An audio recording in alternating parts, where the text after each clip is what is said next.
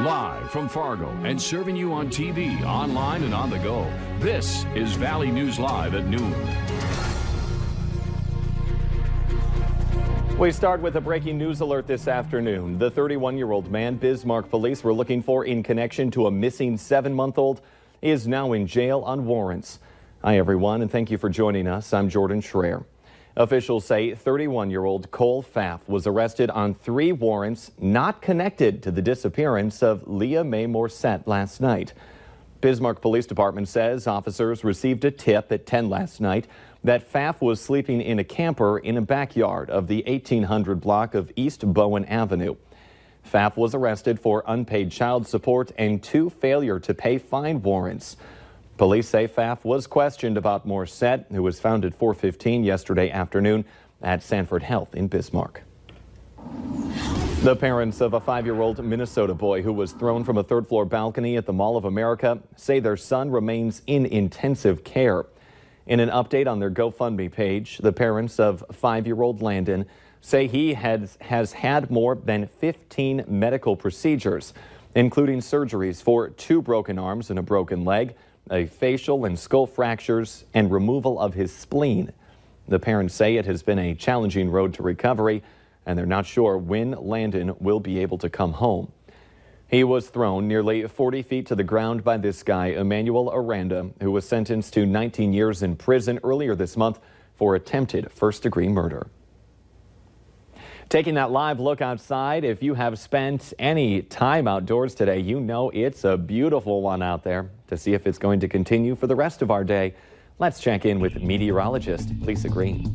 Well, some good news is, yes, we're going to enjoy some beautiful weather into the afternoon and evening with some mainly clear skies. You can see that there are some areas of some small pockets of cloud cover up in the Devil's Lake Basin. We've got some clouds passing through, but overall, lots of blue sky and sunshine greeting us here this afternoon. And expanding the view, there is more where that came from as we head into the later part of the day today. Looking at our temperatures, we are into the 70s and 80s. We just saw our temperature in Grand Forks tick up to 83 degrees. It's 81 in Fargo and 73 in Fosston. That's our coolest temperature on the map, and we'll continue to climb throughout the valley from there. So we'll see some 80s ahead of us in the forecast. Some of us already into the 80s. Winds that aren't too strong. Wind speeds that get into the teens at times, but overall looking like a beautiful afternoon and evening. Beyond the next 12 hours, we do have some chances for some rain in the forecast, though. So we'll talk about that coming up in just a little bit and take a look at that heat wave that's still in the forecast, too, in just a few moments. Looking forward to it. Thank you, Lisa. New for you at noon, a Jamestown man is facing charges of reckless endangerment after police say he fired a gun inside his home earlier today. NewsDakota.com says the police department was called out around 1 on a report of a suicidal man. When authorities arrived, they saw a shot was fired inside the home and called for backup. Eventually, the man left the home and then walked to a nearby building. 24-year-old Garrett Johnson was then arrested for suspicion of carrying a concealed weapon, discharging a weapon in city limits, and reckless endangerment. Authorities did find a gun on him. He was then taken to the hospital for an evaluation and has not yet been booked in jail. Authorities want your help finding a hit-and-run driver suspected in the death of a man on an ATV.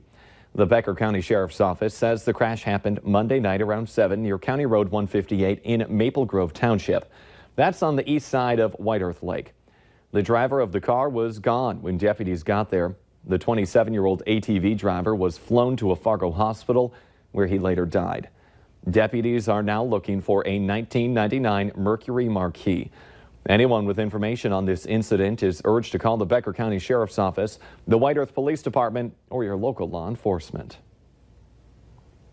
For many voters, it is now the beginning of the 2020 campaign. Tonight, the Democratic Party holds the first of a 2-night debate with 20 candidates taking part overall. Laura Podesta reports from Miami, the site of tonight and tomorrow's debates.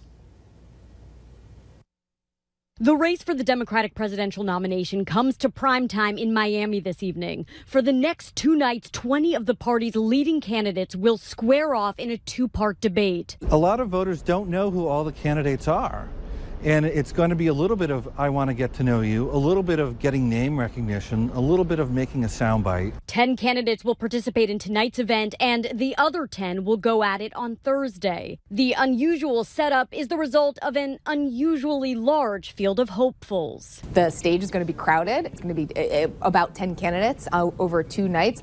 So the opportunity for a candidate to break through is pretty slim. You're not going to get a lot of time. The candidates chosen to appear each night were picked at random. Only one of the participants in tonight's event has consistently polled in the top 5. I think Elizabeth Warren will have an advantage because she's the only one of the so-called major candidates that's going to be on the night 1 panel. And so she has a chance to dominate. Even as they work to stand apart from the crowd, one common theme is expected to emerge. They're going to talk a lot about Trump. And one thing they're going to do is try to make the case that they're the one who should go out and battle Trump in the next year and a half. 4 Democrats did not qualify for the debates. Laura Podesta, CBS News, Miami.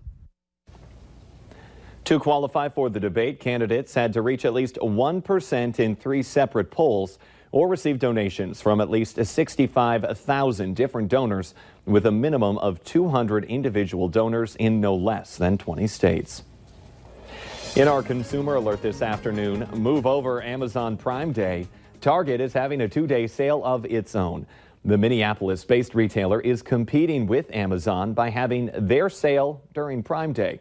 Target Deal Days starts July 15th and runs through July 16th. But unlike Amazon, Target's online sale does not require a membership to participate. Target also says customers can either get their items delivered or pick them up right in store.